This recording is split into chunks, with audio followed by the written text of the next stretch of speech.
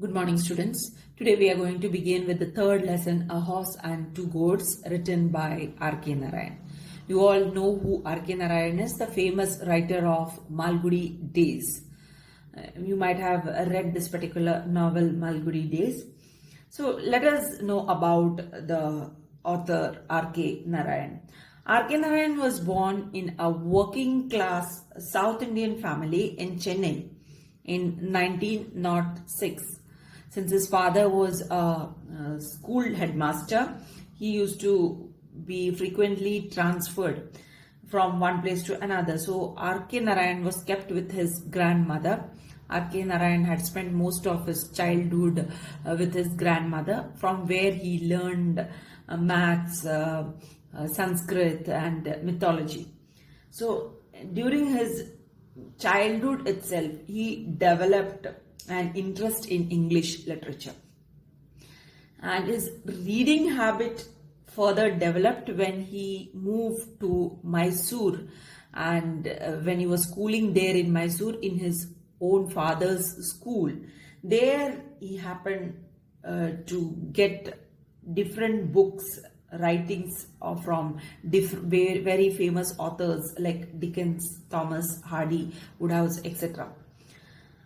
After getting married, R.K. Narayan joined as a reporter for a newspaper called The Justice. And at this time, he had sent a manuscript of Swami and Friends. Are you aware of Swami and Friends? Swami and Friends, we had done an extract from this particular story, Swami and Friends. We had done this extract as a lesson in our 7th standard literature, the MCC. So that is Swami and Friends. This particular manuscript of this particular story, Swami and Friend, he had sent to his friend at Oxford, who had shown it to one Mr. Graham Greene, and Greene got that book published. Later on, the second novel of R.K. Narayan, The Bachelor of Arts, was published in 1937. And it was based on his experiences at college. So this book was again published by Graham Greene. And by this time, Graham Greene started counseling Narayan on how to write and what to write about to target that English-speaking audience. So like that, from there itself, R.K. Narayan started writing many books. Then he wrote a novel called The Dark Room, which dealt with the subject of emotional abuse within a marriage. And it was warmly received by the readers. Then from there, he wrote many other books. Many other books like Mr. Sampath, the financial expert, the guide, then Man-Eater of Malgudi Days, and so on. So like this, he wrote many books. And he also received the Sahitya Academy Award in 1961. For which book? It was for The Guide, the story written by him, The Guide, which was written in 1958. For that, he received Sahitya Academy Award in 1961. So that is about the author R.K. Narayan. Now, before starting the lesson, so that is what I have spoken about the author over here, let me give an introduction to this particular story. The story, A Horse and Two Goats, is a third-person narrative. R.K. Narayan presents over here a conflict, you can understand, a conflict between the Western culture and an Indian culture. So this is what you can see over here. So it's a clash between an Indian and Western culture. The entire story is about. So a horse and two goats.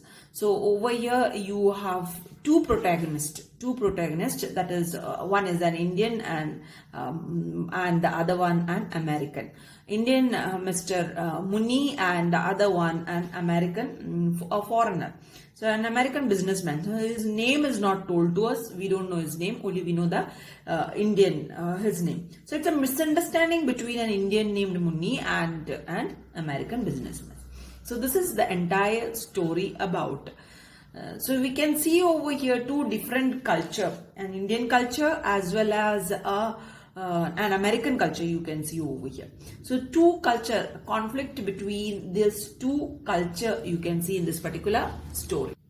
So through this write-up, the author is trying to convey a message that each individual should follow his own culture. So this is what you can understand over here. The Indian is following his own culture and the American is following his culture. So nobody is accepting the other culture. This is what you can understand in this particular story as we go ahead. So you can see one thing, this particular story is important for its realism. Realism you can see over here, it's simple and accurate presentation of everyday life. So the story is very simple as it is lived by the characters. So as you know, R.K. Narayan's stories are normally very simple and you can understand it very easily. So is the story A Horse and Two Goats. So let us begin with the story right now. Let us start from the first paragraph of the story. Of the 700,000 villages dotting the map of India, Kirtam was probably the tiniest indicated on the district survey map by a microscopic dot. But its size did not prevent its giving itself the grandiose name Kirtam, which meant in Tamil coronet or crown on the brow of this subcontinent.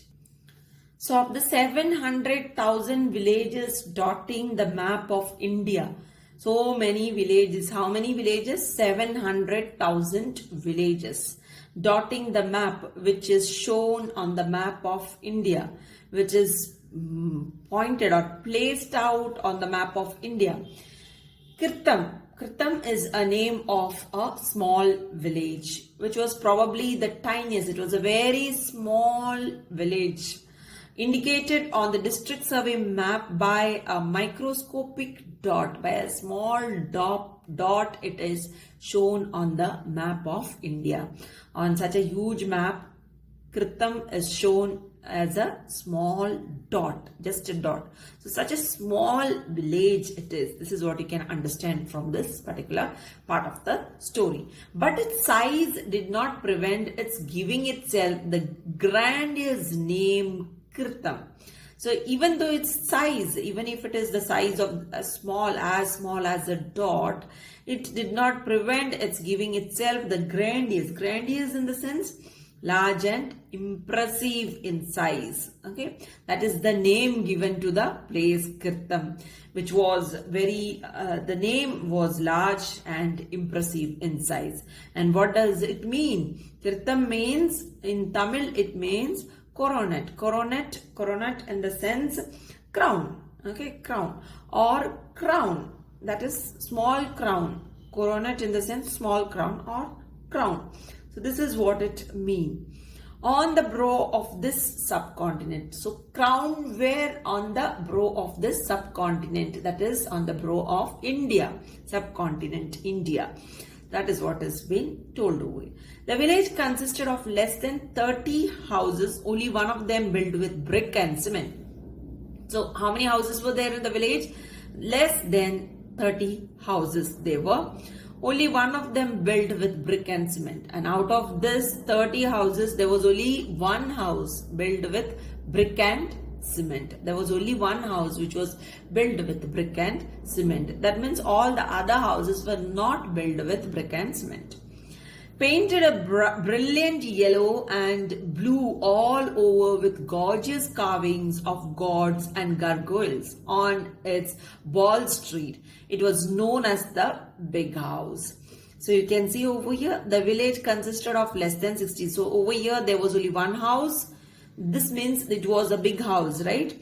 That is what you can understand because it was built with brick and cement. All other houses were not built with brick and cement. So what they were built with, we'll come to know later.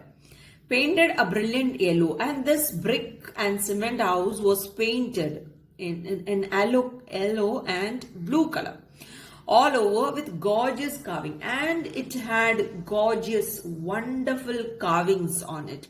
Carvings of gods and carvings of gargoyles. Gargoyles means a carving of grotesque like a figure, okay, which was unnatural in shape or size, okay, which conveys water away from the gutters. This type of a picture it was, which was carved with on the walls. So carvings, different carvings you might have seen on the walls of temples and all, carvings made. So like that over here, some sort of carvings were made on the house to look much more attractive. On its balustrade, what is this balustrades? On the open parapet on it, it was known as the big house, and this house was known as the big house. The other houses distributed in 4 streets. The remaining houses were distributed in 4 streets, and they were generally of bamboo thatch. They were made of bamboo thatch, straw, mud, and other unspecified material. Now, what do you understand by thatch? You might have seen straw houses. Now, how do they make these houses? They mix straw, mud, right? They or maybe cow dung, mud, and straw or hay they might be taking for it. Hay, grass, dry grass. They mix all this stuff together and they thatch the wall. So you can just imagine this you might have seen in old movies and all, wherein they show this type of houses. Small huts, small houses where they make the walls with the mixture of dry grass or maybe hay, mud, and cow dung. All these things together mixed and they make the walls. So that is what has been mentioned over here, were generally of bamboo, thatch, straw, mud, and other unspecified material. So with these materials they used to make their house. So this is very cheap, right? Anywhere these things are available. So with this cheap material, from this you can understand these people from this particular village were very poor people, right? So this is what you can understand from. Only there was one house which was which you can call as a house, which was made out of brick and cement. Rest all houses were all kacha houses, you can say. You know, you have learned about kacha houses and pakka houses, so you know what they are, right? Munni's was the last house in the 4th street, beyond which stretched the fields. So Munni's house was the last house in the 4th street, beyond which stretched the fields. Beyond that house, beyond Munni's house was the fields. So there were the fields. So after that, it was field. This is what it is said. In his prosperous days, Munni had owned a flock of 40 sheep and goats and sallied forth every morning, driving the flock to the highway a couple of miles away. Now, what do you understand by this? In his prosperous day means when once upon a time, when he was rich, when he was having enough wealth with him, his happy days, right? During that time, Munni had owned a flock of, so a flock is a collective noun used over here, a flock of 40 sheep. So just imagine he had at about 40 sheep and goats. So many sheep and so many goats he had, and sallied forth every morning, driving the flock to the highway a couple of miles away. So, and sallied forth. Sallied means it's a stick made out of willow tree. So what he used to do with that stick, he used to take these sheep and goats for grazing every morning. So you have always seen the shepherds, how they go with their animals, with their sheep, how they go. They often go with a stick in their hand. So that is what has been spoken over here, sallied forth. So he used to go with the stick. Now this stick is made out of willow trees. Okay, willow trees wood he had used for making the stick. So with that he used to take his goats and his sheep for grazing. Morning he used to drive the flock to the highway, which was a couple of miles away, from his home. So he used to take his animals for grazing. So this he used to do when he had 40 sheep and goats with him. There he would sit on the pedestal of a clay statue of a horse while his cattle grazed around. So when he went for grazing, the cattle used to graze around. They used to eat the grass all around. So meanwhile, what Munni used to do, Munni used to sit down on the pedestal, in the sense on the foot, or you can say on the base of a clay statue. You have seen it in the picture. I had put the picture in front, so you might have seen the picture. Pedestal of a clay statue. Now, what is this clay statue? This clay statue is a statue of a horse. A statue of a horse. A statue which is made out of clay. So, under that statue, on the foot of the statue, Munni used to sit. He used to take rest because he used to walk a mile, isn't it? So every morning he used to walk a mile from his home, reach over there. So meanwhile he used to get tired. So he used to sit, rest under the statue. While his cattle grazed around, he carried a crook at the end of a bamboo pole and snapped foliage from the avenue trees to feed his flock. He also gathered faggots and dry sticks, bundled them and carried them home for fuel at sunset. So he carried a crook. Now what is this crook? A hook, like sort of a thing. A crook he used to carry. Why he used to carry this crook? This crook was tied at the end of the bamboo pole to snap foliage. So this bamboo pole, he used to tie this crook on top. So what is it now for plucking mangoes and all? We tie on the bamboo pole, we tie this type of crook and we pluck mangoes, jackfruits, right? In our houses, we have all seen this. Same way over here, that is what I said. It's all based on local life. That is what you can see over here. Same way on the bamboo pole, he had tied a crook, and with this crook he used to snap a foliage. He used to break down foliage, means the leaves of the plants from the avenue tree. Avenue means those bordering trees which were on the borders. As he used to walk on the borders, wherever he used to see the trees, from there he used to bring down the leaves to feed his sheep and goats. He also gathered faggots. Faggots means piece of firewood. This he used to gather.